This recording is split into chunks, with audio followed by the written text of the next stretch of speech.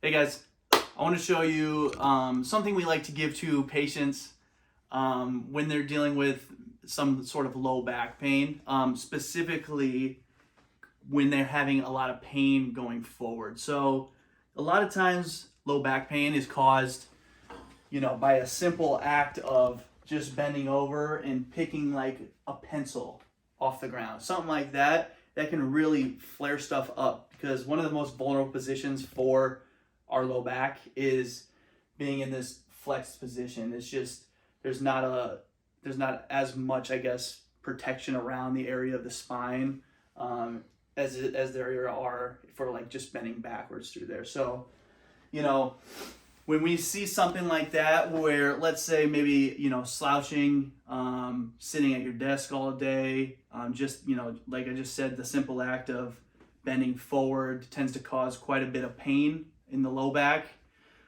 We consider that to be flexion intolerant. So you're not tolerating flexion, right? You're not tolerating bending forward. So one thing we like to give to patients who are dealing with something like this is what we call press ups. And there can be a kind of a progression for this, but just to kind of show you.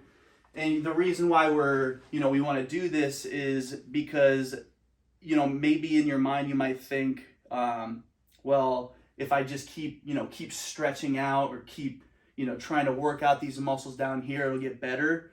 But typically that'll tend to kind of make it worse, or you might get a small amount of relief and then symptoms will come right back. So, and a lot of times, things maybe like a disc herniation can happen from this flexed position, and at the very worst, something impinging on the nerve and you're getting pain down the back of your leg there, which could be coming from the back. So one thing that we want to do if this is the case and a patient is flexion intolerant, is we want to go the opposite way. We want to kind of extend backwards. So, if you can start just in this position here, make sure you're not increasing any symptoms, or if you are dealing with any radiating pain on the leg, making sure that it's not increasing that, it's not making it go further down or increasing the intensity through there. So start in this position here, and then what you can do from there is just kind of prop yourself up on your elbows,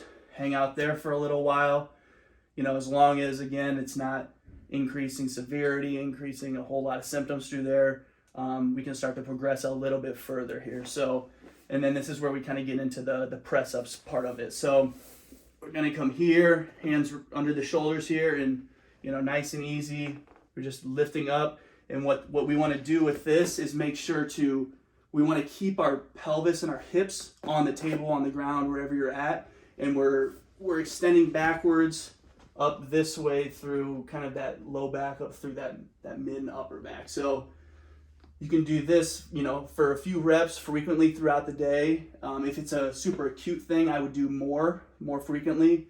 But you can also, you can do this as a preventative measure, as kind of an exercise. It's similar to the Cobra in yoga as well. But so a few reps here and there throughout the day.